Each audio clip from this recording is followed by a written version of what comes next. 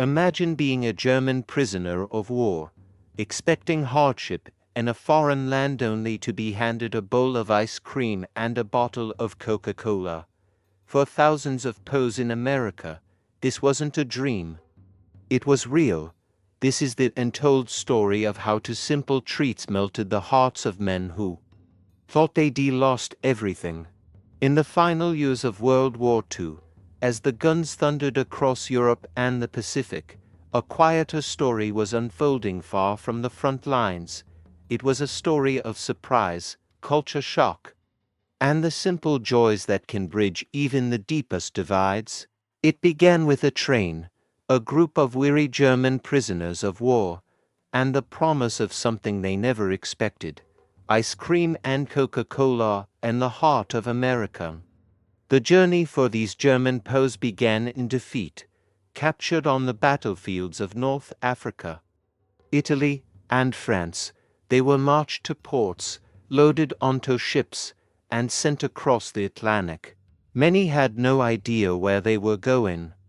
Rumors swirled among the prisoners. Some believed they would be sent to Siberia, others to the mines of Canada. Few imagined they would end up in the United States, a land they had only seen in propaganda films and heard about in stories. The voyage itself was a test of nerves.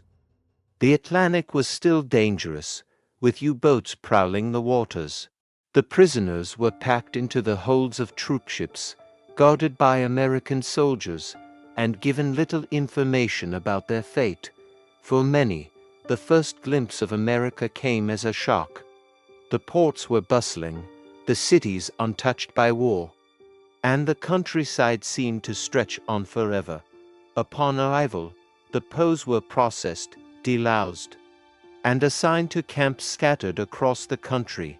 Some found themselves in the pine forests of the South, others in the wide-open plains of Texas, Nebraska, or the Midwest. The camps varied in size and comfort, but all were governed by the rules of the Geneva Convention. The United States, determined to set an example, treated its prisoners with a level of humanity that surprised even the most cynical among them. For many German POWs, the first shock came at the mess hall. Used to rationing, hunger, and the meager fare of wartime Europe, they found themselves served hearty American meals: meat, potatoes, bread, and vegetables. But it was the desserts that truly amazed them. On Sundays and holidays, the cooks would bring out great tubs of ice cream, scooping it into bowls for the prisoners.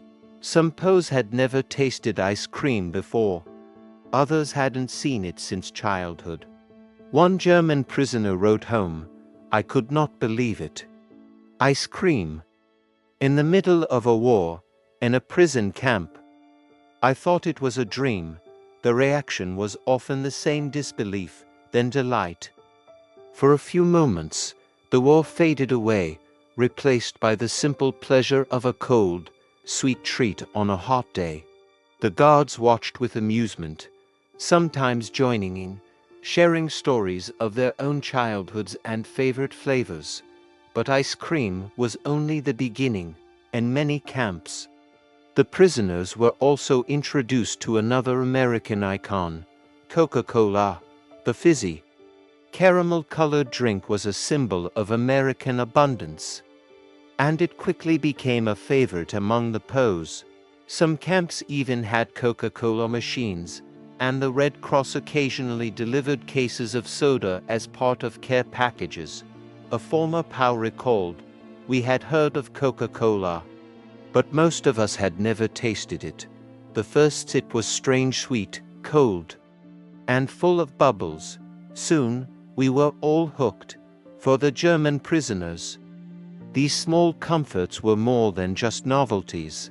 They were a window into American life, a life that, for many, was very different from what they had been told to expect. The propaganda of the Third Reich had painted America as decadent, chaotic, and cruel. But in the camps, the POWs saw a different side: kindness, generosity, and a sense of normalcy that was almost unimaginable after years of war. Letters sent home by German POWs are filled with stories of surprise and gratitude. They wrote of the food, the music, the sports, and the friendships that sometimes formed with American guards and local civilians. Some even described the camps as paradise compared to the devastation of Europe. One wrote, "I wrote to my family and told them about the ice cream and Coca-Cola. They could not believe it. They thought I was making it up. But not all prisoners adjusted easily. For some, the comforts of camp life were a source of guilt or confusion. How could they enjoy ice cream and soda while their families suffered back home? How could they reconcile the kindness of their captors with the hatred they had been taught?" One POW wrote, "I felt ashamed to be so well cared for while my mother and sister went hungry. But I also felt hope that the world could be different after the war. Life in the camps was not without its hardships. The prisoners worked long hours, often in the fields or on construction projects. They missed their families, worried about the future, and sometimes clashed with guards or each other. But the routines of camp life, meals, work, recreation brought a sense of stability and even community. The American authorities encouraged activities that would keep the prisoners occupied and healthy. There were classes in English, math, and science. There were orchestras, theater groups, and even newspapers written by the POWs themselves. And always, there was the promise of a good meal at the end of the day, sometimes with a scoop of ice cream or a bottle of Coke as a reward. One POW wrote, "I learned more about America and the camp than I ever could have in Germany. I learned that people are people, no matter where they come from."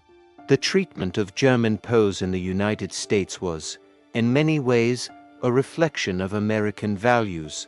There was a belief that even the enemy deserved dignity and respect, and for many prisoners, that experience changed their view of America and of the world. As the months passed, the routines of camp life became familiar, and the initial shock of American abundance gave way to a deeper curiosity. For many German POWs, the United States was a land of contradictions. They had been taught to expect hostility, but instead found themselves treated with a level of decency that was both comforting and confusing. The guards, mostly young men from small towns, were strict but rarely cruel. Some even went out of their way to make the prisoners feel human, sharing cigarettes, teaching them baseball, or simply offering a kind word. The food remained a constant source of amazement. Even as rationing tightened across the country, the POWs were fed well. The Geneva Convention required that prisoners receive the same rations as American soldiers, and the U.S. military, eager to set an example for the world, often went above and beyond. There were stories of camps where the prisoners ate better than the guards, and where the arrival of ice cream or Coca-Cola was cause for celebration. One former POW remembered, "The first time I tasted American ice cream, I thought I was in heaven. It was so cold, so sweet, so different from anything I had ever known. For a moment, I forgot I was a prisoner." Another recalled the ritual of Coca-Cola deliveries. We would line up. Each man handed a bottle. We would toast each other, laugh, and for a few minutes, we were just young men again, not enemies. These small pleasures became lifelines, reminders of a world beyond war. They also became symbols of American culture, of the country's wealth, its optimism, and its belief in the power of simple joys. For the POWs, ice cream and Coca-Cola were more than just treats. They were proof that life could be sweet, even in captivity. The impact of these experiences went beyond the mess hall. In many camps, the prisoners were allowed to organize their own activities. They formed soccer Teams built gardens and staged plays. Some learned English, while others taught German to curious guards. There were even cases where POWs were allowed to visit local towns under supervision, working on farms or in factories to help with the war effort. These interactions sometimes led to unexpected friendships in rural communities. Where labor was scarce, German POWs became a familiar sight. Farmers and townspeople, at first wary, came to appreciate the hard work and good manners of the prisoners. Some families invited POWs to Sunday dinner, shared stories, or exchanged letters after the war. There are accounts of former prisoners returning to America years later, seeking out the people who had shown them kindness. But not all was idyllic. There were tensions, especially among the prisoners themselves. Others struggled with homesickness, guilt, or the uncertainty of their future. The news from Europe was often grim: cities destroyed, families displaced, the war dragging on with no end in sight. For many, the comforts of camp life were bittersweet. One POW wrote, "I enjoyed the ice cream, the Coca-Cola, the music and the games, but every night I thought of my family, of the hunger and fear they faced. I wondered if I would ever see them again." The contrast between the safety of the camps and the suffering in Germany was a source of constant pain. Still, the American approach to POWs was deliberate. The government believed that treating prisoners well would encourage them to reject Nazi ideology and embrace democratic values.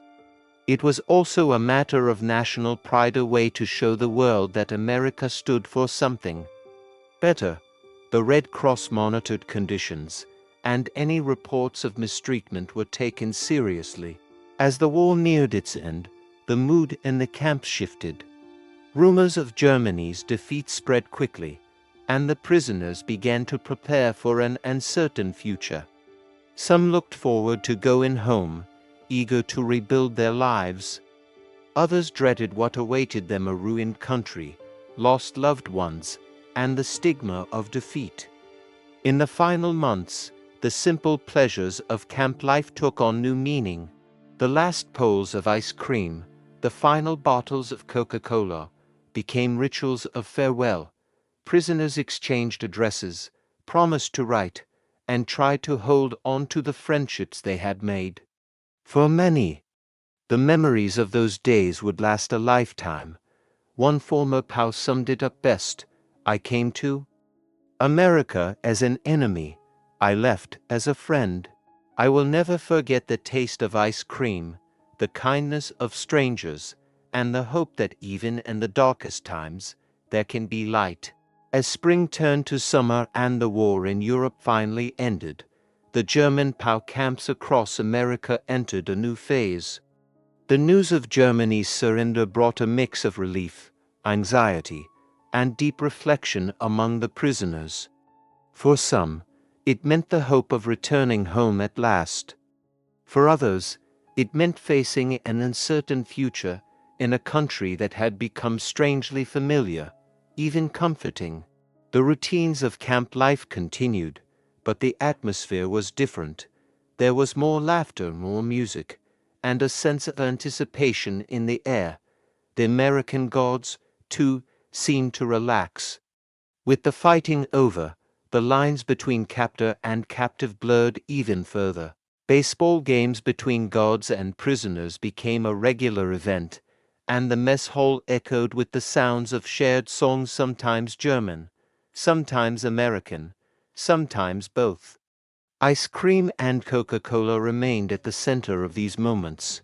On hot afternoons, the arrival of a delivery truck with tubs of ice cream or crates of soda was met with cheers. The prisoners would gather in the shade, savoring each bite and sip, swapping stories about their homes, their families, and their dreams for the future. For a few precious minutes, the war felt far away. Some POWs began to document their experiences in detail, keeping diaries or writing long letters home. They described the taste of American food, the kindness of the guards, and the friendships that had formed in the unlikeliest of places. One wrote, "I never thought I would laugh with an American, or share a meal, or play a game, but here, in this camp, I have found a piece of my humanity again." The American authorities encouraged these positive interactions. They believed that by treating the prisoners well, they could plant the seeds of democracy and goodwill that would last long after the war. Educational programs were expanded, with classes in English, civics, and even American history. Some POWs took up painting or music, their talents encouraged by the camp staff. There were even art shows and concerts, attended by both prisoners and guards. Outside the camps, the local communities continued to interact with the POWs, and some towns. The prisoners became part of the fabric of daily life. They worked on farms, helped with the harvest, and even participated in local festivals. Children would wave as the POWs marched by, and some families invited them to church or holiday dinners. These moments of connection left a deep impression on both sides. But the end of the war also brought new challenges. The process of repatriation was slower, complicated. Many POWs waited months, even years, before they could return to Germany.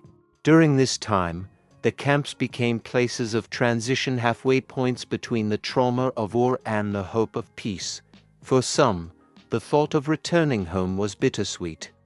They worried about what they would find: a country in ruins, families scattered, old friends lost. Others feared retribution or suspicion from their own people, who might see them as traitors for having survived in relative comfort while others suffered. Yet, despite these fears, the memories of American hospitality endured. The taste of ice cream and Coca-Cola, the laughter of shared meals, the kindness of strangers, these became symbols of a different kind of victory.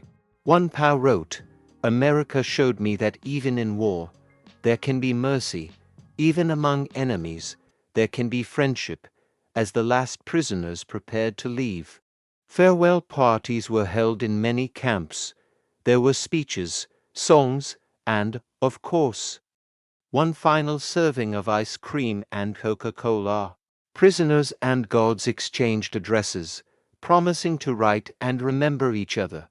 Some did, maintaining friendships that lasted for decades. When the POWs finally boarded the trains that would take them to the ports and, eventually, back to Germany, many looked back with a sense of gratitude. They had come to America as enemies, but they left with a new understanding of the world and of themselves. They visited old camps, reconnected with American friends, and shared their stories with new generations. Their memories became part of the larger story of reconciliation and healing that followed the war. The legacy of ice cream and Coca-Cola in the POW camps is more than just a tale of unexpected treats. It is a story of humanity, of the power of small acts of kindness to change hearts and minds. It is a reminder that even in the darkest times, there can be moments of sweetness, laughter, and hope. As the last German POWs left American soil, the echoes of their experiences lingered in both their memories and the communities they left behind. For many, the journey home was filled with uncertainty. The Europe they returned to was not the one they had left. Cities were in ruins, families had been scattered, and the future was anything but clear. Yet, among the hardships and heartbreak, the memories of their time in America stood out as a beacon of unexpected kindness. Some former prisoners found themselves longing for the simple routines of camp life, the camaraderie, the safety, and the small pleasures that had made captivity bearable. The taste of ice cream on a hot day, the fizz of Coca-Cola, the laughter shared with guards and fellow prisoners, these became cherished memories. retold to children and grandchildren in the years that followed. A few POWs, unable to forget the warmth they had found in America, made the decision to return. In the decades after the war, hundreds of former German prisoners immigrated to the United States, seeking out the communities and even the families who had shown them compassion. They became farmers, teachers, craftsmen, and neighbors, their lives woven into the fabric of post-war America. For the Americans who had worked in the camps, the experience was equally transformative. Many guards and local residents spoke of how their views had changed, how the enemy had become a friend, how the act of sharing a meal or a game of baseball had broken down barriers of language and suspicion. Letters and visits from former POWs became treasured reminders that even in war, humanity could prevail. Historians and educators have since studied the American POW camp system, noting its unique approach to the treatment of prisoners. While not perfect, there were certainly moments of tension, hardship, and even tragedy. The overall record stands as a testament to the power of dignity and respect. The decision to offer ice cream and Coca-Cola, to allow music and sports, to encourage education and friendship, was not just a matter of policy, it was a reflection of the values that many Americans held dear. The story of German POWs and their astonishment at American treats has become a symbol of the unexpected ways in which cultures can meet and change each other. It is a story told in museums, in documentaries, and in the quiet conversations of families whose lives were touched by those years. It is a reminder that the smallest gestures, a scoop of ice cream, a bottle of soda, can have a lasting impact, opening hearts and building bridges where none seemed possible. As the decades have passed, the world has changed in ways those prisoners could never have imagined. Yet, the lessons of their time in America remain relevant. In a world still marked by conflict and division, the example of kindness shown in those camps offers hope. It shows that even in the midst of war, it is possible to see the humanity in others, to offer comfort, and to find common ground. For the men who once wore the uniforms of the enemy, the memory of ice cream and Coca-Cola in an American prison camp became more than just a story. It became a lesson passed down through generations, a lesson about the power of compassion, the importance of dignity, and the enduring truth that, sometimes, the sweetest victories are found not on the battlefield, but in the simple act of sharing a treat with a stranger. So the next time you enjoy a scoop of ice cream or a cold Coca-Cola, remember, for thousands of German POWs, those treats were more than just dessert. They were a taste of freedom, a symbol of hope, and a memory that lasted a lifetime.